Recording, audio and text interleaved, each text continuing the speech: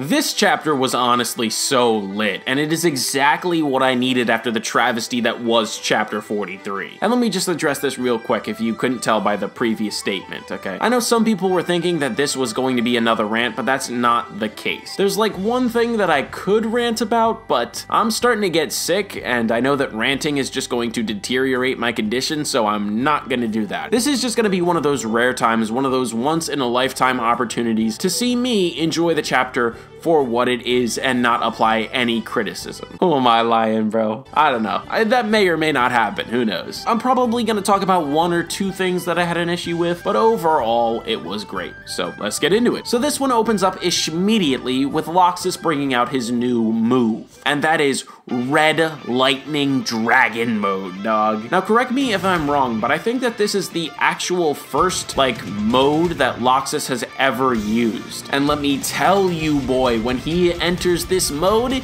he is a complete and total savage. I mean, Laxus was already a savage before, bro, but this, I don't know, this is just extra savagery, bro. He turned from a man that was a savage into a beast that was a savage, you know what I mean? Because he just delivers unrelenting attacks, right? He punches Erza right in the stomach. She flies backwards and then she gets struck with lightning. He then dashes right to her, closing in the distance. Erza tries to capitalize by kicking him in the face, but that only shocks her. It doesn't do any damage to him. And then he proceeds to punt her like an unwanted football, dog. And in response to this barrage of attacks, all Erza can say is so much power because she's being overwhelmed. But this is Erza though, so you can never count her out no matter what situation she's in. So she recovers from Laxus's attack, then flips over top of him, slicing at his shoulder. But this, just like the kick to the face, does absolutely nothing. And then Laxus punches her over the head, which brings her to her knees,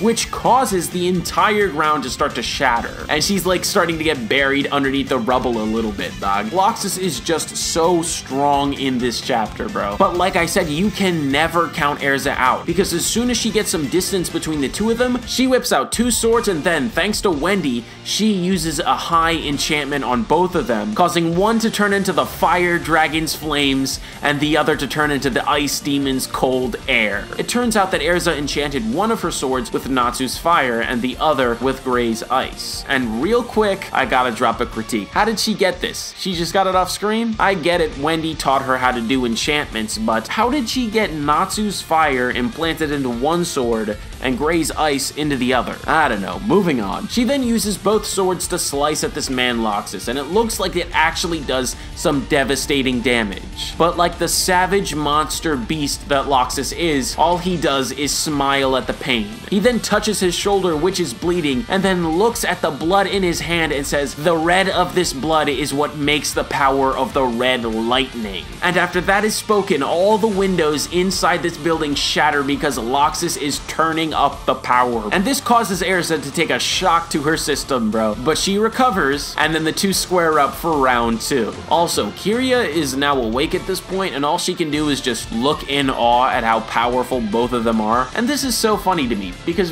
bro, like 20 chapters ago, she was dogging on Erza. But now she realizes that she is way out of both of their leagues. Also, one last thing that I gotta say before I close out this video, even though Erza got this power boost with both of those swords, Hero, don't let her win because of that. It doesn't look like she's going to win, because Laxus seems to have the advantage throughout almost every single panel in this chapter, but, you know, who knows? Okay, Laxus needs to win. Anyways, enough rambling, it's time to end the video. So, thank you all very much for watching. I hope that you all enjoyed. If you did, make sure to like, comment, and subscribe, and I will see you all in the next one. Peace out, everybody!